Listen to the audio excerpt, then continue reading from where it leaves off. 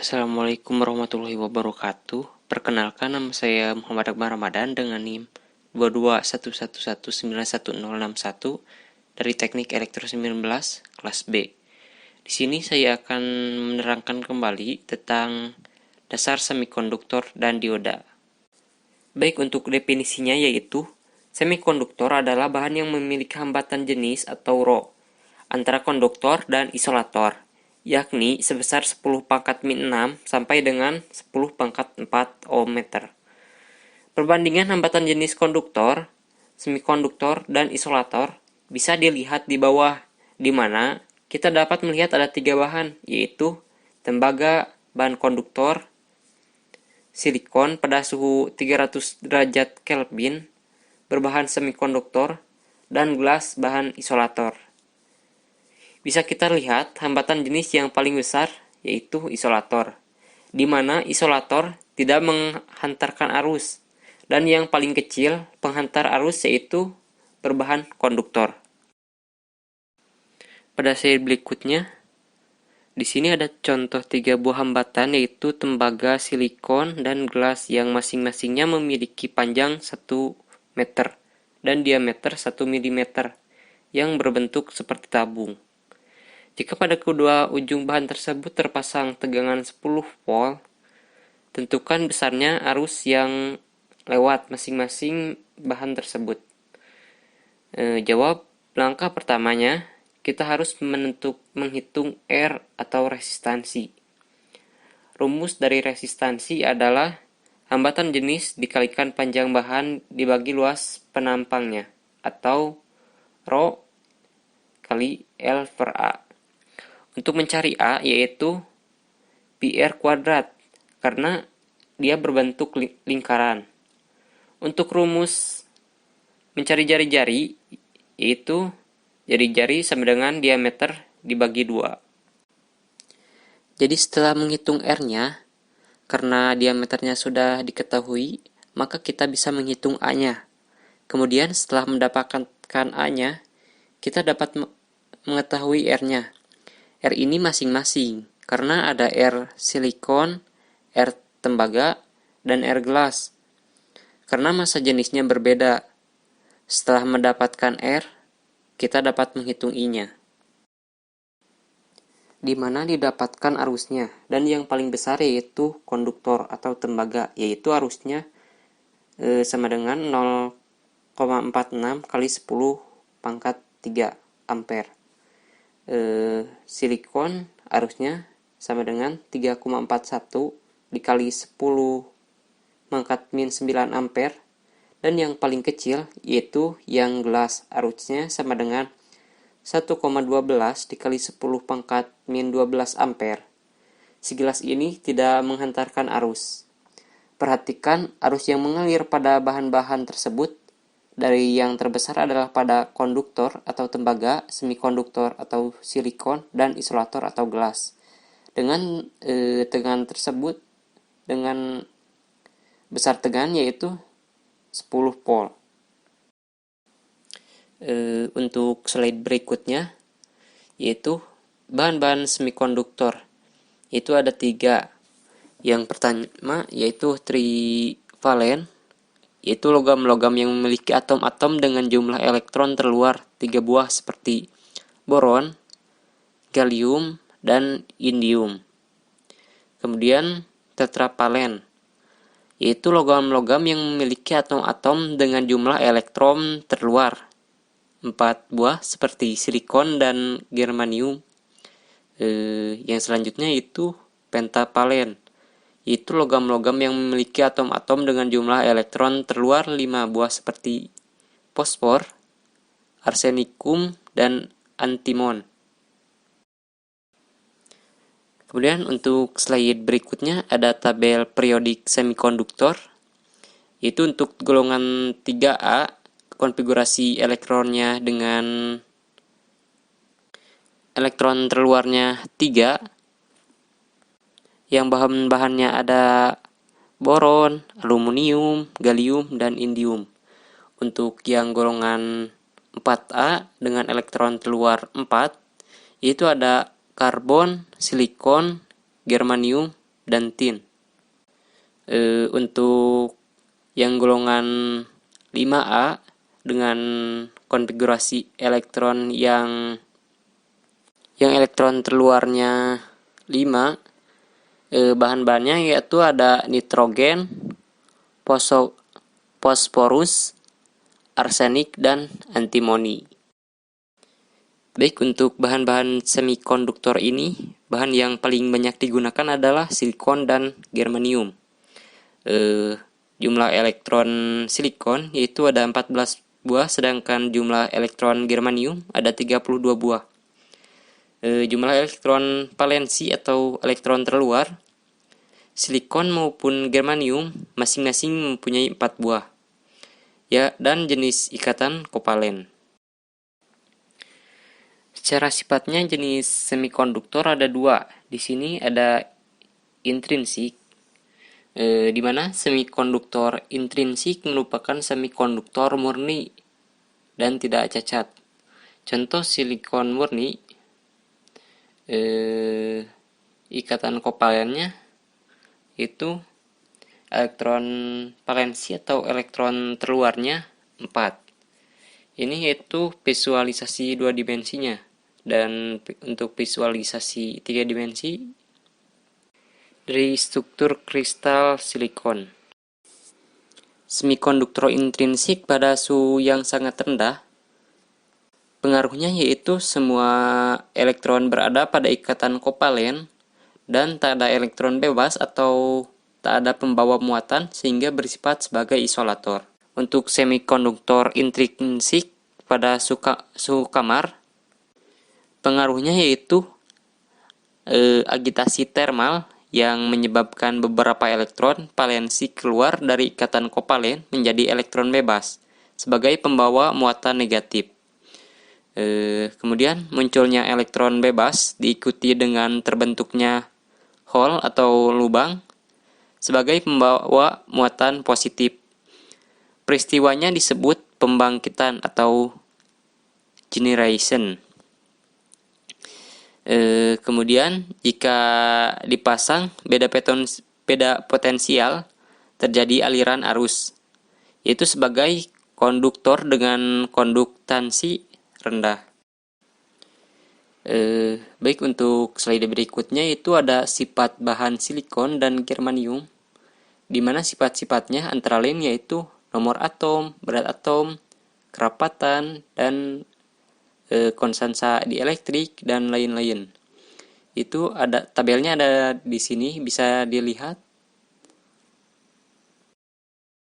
Baik, selanjutnya yaitu pembawa muatan pada semikonduktor intrinsik, di mana ada struktur kristal. Untuk suhu kamar diberikan beda potensial. Semikonduktornya yaitu silikon murni, karena di sini ada elektron yang terlepas atau keluar dari ikatan kovalen. Peristiwa ini disebut generation. Baik, pada slide berikutnya yaitu ada jenis semikonduktor ekstrinsik, di mana semikonduktor ekstrinsik sendiri mempunyai arti yaitu semikonduktor yang memperoleh pengotoran atau penyuntikan atau doping oleh atom asing. Semikonduktor ekstrinsik mempunyai 2 tipe, yaitu ada tipe N dan tipe P. Untuk ciri khas tipe N, yaitu antara lain pengotoran oleh atom pentavalen, seperti fosfor, arsenicum, dan antimon. Selanjutnya yaitu atom pengotornya disebut atom donor, dan untuk pembawa muatannya yaitu melalui elektron. Dan untuk ciri khas yang tipe P, yang pertama yaitu pengotorannya oleh atom trivalen, seperti boron, gallium, dan indium. Selanjutnya yaitu atom pengotorannya disebut atom akseptor, dan untuk pembawa muatannya yaitu oleh hole. Untuk tujuan doping yaitu meningkatkan konduktivitas semikonduktor dan memperoleh semikonduktor dengan hanya satu pembawa muatan elektron atau hole saja. Konduktivitas yaitu kemampuan suatu bahan dalam menghantarkan arus listrik. Semakin tinggi konduktivitas, maka makin tinggi juga penghantaran arus listriknya dari bahan tersebut. Jadi tujuan dari doping tersebut untuk menaikkan konduktivitas dari bahan semikonduktor dan juga agar dalam bahan semikonduktor bahan muatannya ada yang dominan, yaitu bisa elektron atau hole. Karena kalau tidak ada yang didoping, elektron dan hole ini seimbang. Tetapi kalau didoping, kita dapat merekayasa salah satu agar menjadi dominan. Untuk perbandingan doping, yaitu atom dopan, atom murni sama dengan 1 berbanding 10 pangkat 6 sampai dengan 1 berbanding 10 pangkat 8. Dopan yaitu atom pengotor. Atom-atom dopan pada semikonduktor tipe N adalah atom-atom pentavalen dan dinamakan atom donor. Sedangkan pada semikonduktor tipe P trivalen dan dinamakan atom akseptor. Untuk semikonduktor tipe N, elektron bebas sebagian besar terjadi karena doping dan sebagian kecil lainnya bersama hole karena generation akibat agitasi termal. Elektron bebas menjadi pembawa muatan mayoritas dan hole sebagai pembawa muatan minoritas. Karena yang arusnya plus 4 di doping elektron bebas 1, jadi ikatan kopilnya menjadi 5 elektron, yaitu 4 elektron terikat ditambah 1 elektron bebas. Sedangkan untuk semikonduktor tipe P, hole sebagian besar terjadi karena doping dan sebagian kecil lainnya bersama elektron bebas karena generation akibat agitasi termal. Hole menjadi pembawa muatan mayoritas dan elektron bebas sebagai pembawa muatan minoritas. Nah, di sini yang tadinya plus 4 menjadi plus 3 karena sebagian besar didominasi oleh hole. Di sini ada beberapa piranti semikonduktor antara lain IC, dioda, LED, dan lain sebagainya.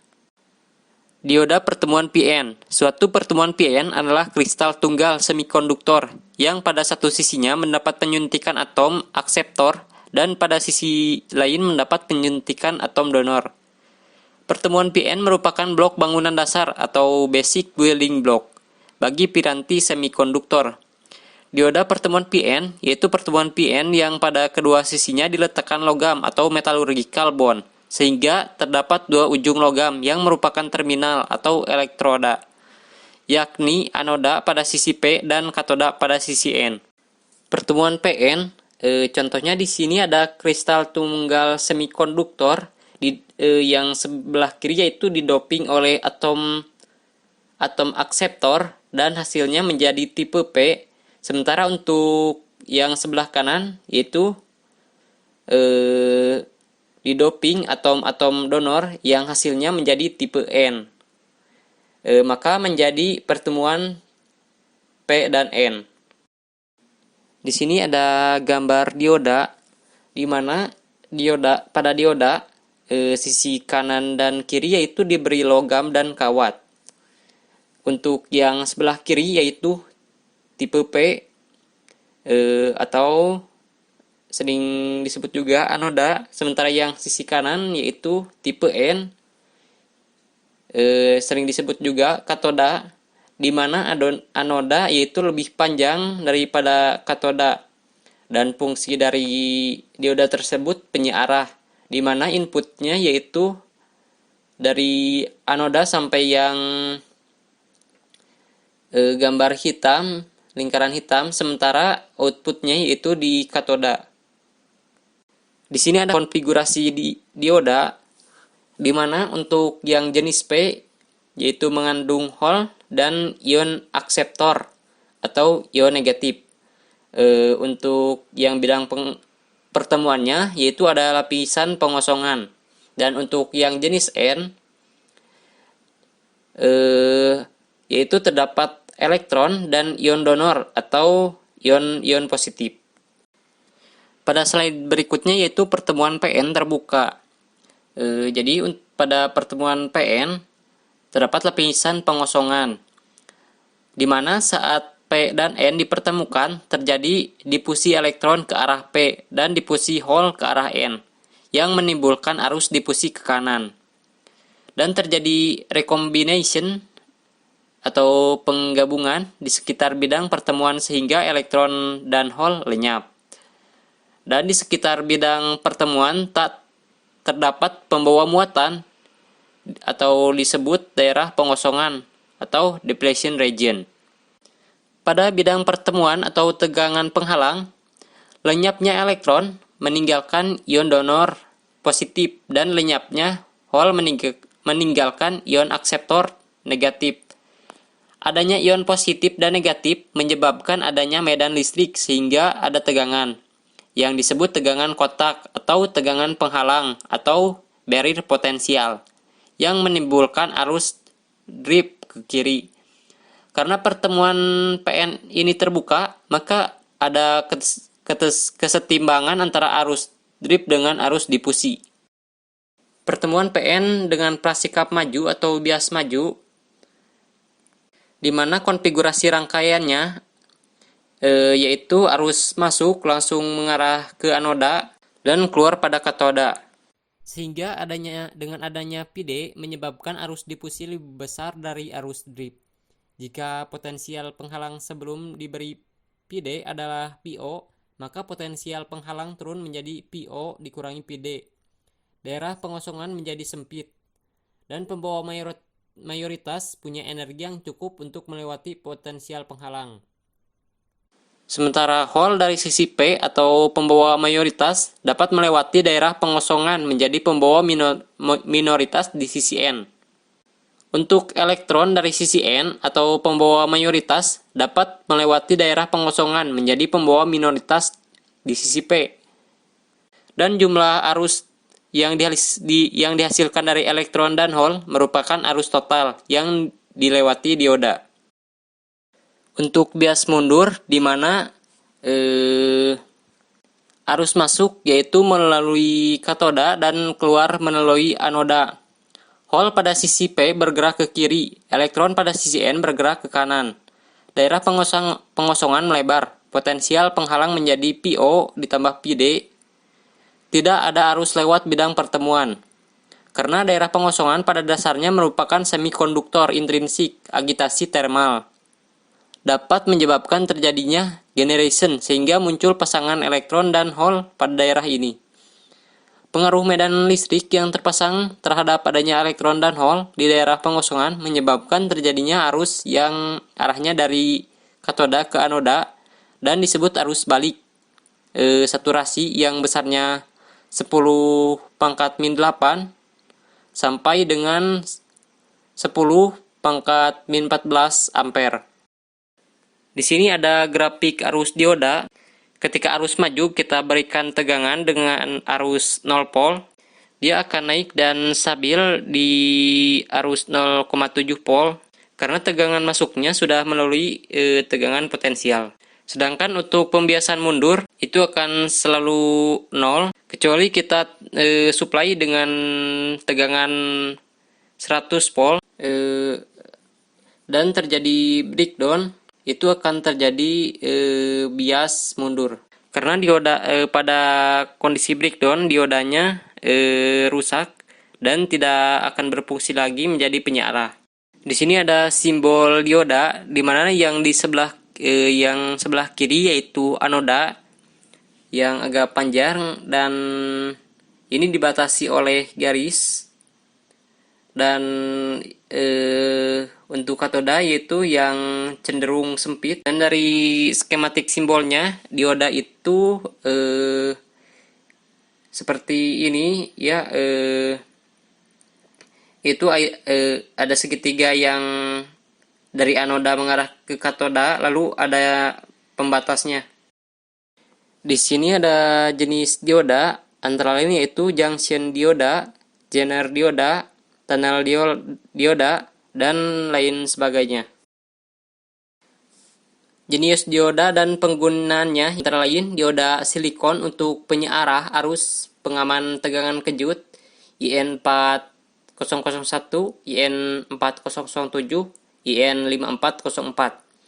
Dioda Zener untuk mengatur tegangan Zener 6,2 volt, Zener 3,2 volt. Dan untuk dioda bridge untuk penyiarah gelombang penuh pada rangkaian catu daya B40C800 Kiprox pada kendaraan bermotor. Untuk LED atau light emitting dioda sebagai lampu indikator konsumsi arus rendah 5 mA, long lifetime 1,5 kurangi min 3 volt. Ini merupakan contoh gambar rangkaian dioda di mana garis beban dari gambar dengan menggunakan hukum tegangan Kirchhoff atau Kirchhoff's Voltage Law atau KPL diperoleh P sama dengan PI dikurangi IRL, dengan RL adalah tahanan beban. Karena ada dua variabel yang belum diketahui nilainya, yaitu P dan I. Diperlukan satu petunjuk lagi, yaitu karakteristik dioda. Ini contoh kurva beban. Garis beban melewati titik I sama dengan 0. Titik potong P adalah P sama dengan PI, dan P sama dengan 0. Titik potong adalah I sama dengan PI per RL, di mana terjadi kurva bias maju, di mana untuk PI per RL yaitu arus saturasi dari keluaran diodanya. Di sini ada gambar kurva karakteristik dinamis, di mana hubungan arus terhadap tegangan masukan PI bervariasi disebut karakteristik dinamis. Lereng garis beban adalah tetap karena resistansi beban RL tetap, di mana terjadi karakteristik dinamis terjadi karena PI per RL yaitu naik menjadi PI aksen per RL, dan kurvanya juga bergeser yang asalnya dari A menjadi A aksen. Model dioda untuk pendekatan pertama atau dioda ideal, pada keadaan forward bias dioda dianggap sebagai saklar tertutup karena hambatan pada dioda dianggap bernilai 0, sedangkan pada keadaan reverse bias dioda dianggap sebagai saklar terbuka karena hambatan pada dioda dianggap bernilai tak hingga. Contohnya seperti ini untuk forward bias, sedangkan untuk reverse bias contohnya seperti ini. Untuk pendekatan kedua, di mana pada keadaan forward bias dioda dianggap sebagai sumber tegangan sebesar P gamma, di mana P gamma untuk silikon sama dengan 0,7 volt atau 0,6 volt, dan P gamma untuk germanium sama dengan 0,2 volt atau 0,3 volt. Pada peristiwa elektron dan hole bahwa di bagian lapisan pengkosongan terjadi rekognisi antara elektron dan hole yang menyisakan ion positif dan ion negatif. Ion positif dan negatif ini akan menimbulkan medan listrik. Pada keadaan reverse bias, dioda dianggap sebagai saklar terbuka karena hambatan dioda dianggap bernilai tak hingga. Untuk pendekatan ketiga, di mana pendekatan ketiga ini sesuai dengan kenyataan, di mana pada keadaan forward bias, dioda dianggap sebagai sumber tegangan sebesar P gamma. P gamma untuk silikon sama dengan 0,7 volt atau 0,6 volt, dan P gamma untuk germanium sama dengan 0,2 volt atau 0,3 volt dengan resistansi forward RF yang terpasang secara seri. Di mana dioda tersebut dianggap sebagai sumber tegangan yang tersusun seri dengan sebuah resistansi yang dinamakan dengan resistansi forward, dan untuk kurvanya yaitu masih sama dengan pendekatan yang ke-1 dan kedua. Sementara untuk keadaan reverse bias, dioda dianggap sebagai resistansi reverse, di mana pada pendekatan ketiga resistansi reverse tidak sama dengan yang pendekatan 1 dan kedua. Nah, yang di pertama dan kedua resistansi terbuka. Sementara untuk pendekatan ketiga yaitu resistansi reverse. Di sini ada contoh soal. Perhatikan rangkaian dioda di samping ini. Gambarkan rangkaian pengganti atau rangkaian ekivalen dan hitung besarnya tegangan dan arus dioda menggunakan pendekatan 1, pendekatan 2, dan pendekatan 3. Untuk pendekatan 1, diodanya yaitu seperti saklar tertutup. Itu pada bias maju karena tidak memiliki tegangan ataupun resistansi. Sehingga untuk rumusnya ID sama dengan P input sama per resistansi beban saja. Sama dengan 10 volt per 100 ohm. Sama dengan 0,1 ampere. Untuk pendekatan pertama ini menggunakan rumus ohm. Untuk pendekatan kedua, dioda ini seperti satu buah sumber tegangan. Untuk rumusnya yaitu ID sama dengan P input dikurangi P gamma per RL. Sama dengan 10 volt kurangi 0,6 volt per 100 ohm. Sama dengan 0,094 ampere. Untuk pendekatan ketiga, si bias maju yaitu seperti sumber tegangan yang tersusun seri dengan resistansi forward. Jadi untuk rumus arusnya yaitu ID sama dengan P in kurangi P gamma atau tegangan potensial per resistansi beban atau RL ditambah resistansi dioda atau RF sama dengan 10 volt dikurangi 0,6 volt per 100 ohm ditambah 2,5 ohm sama dengan 0,092 ampere. Untuk menghitung tegangan dioda yaitu sama dengan P input dikurangi arus dioda dikali resistansi beban sama dengan 10 volt dikurangi 0,092 ampere dikali 100 ohm sama dengan 0,8 volt. Untuk mencari PD digunakan rumus PD sama dengan P in kurangi ID kali RL, sama saja dengan pendekatan 3. Nah, untuk menghitung yang pendekatan 1, PD sama dengan 10 volt kurangi 0,1 dikali 100 sama dengan 10 kurangi 0 sama dengan 0. Dan untuk yang pendekatan 2, PD sama dengan 10 volt kurangi 0,094 dikali 100 sama dengan 10 kurangi 9,4 sama dengan 0,6. Sekian dari saya. Wassalamualaikum warahmatullahi wabarakatuh.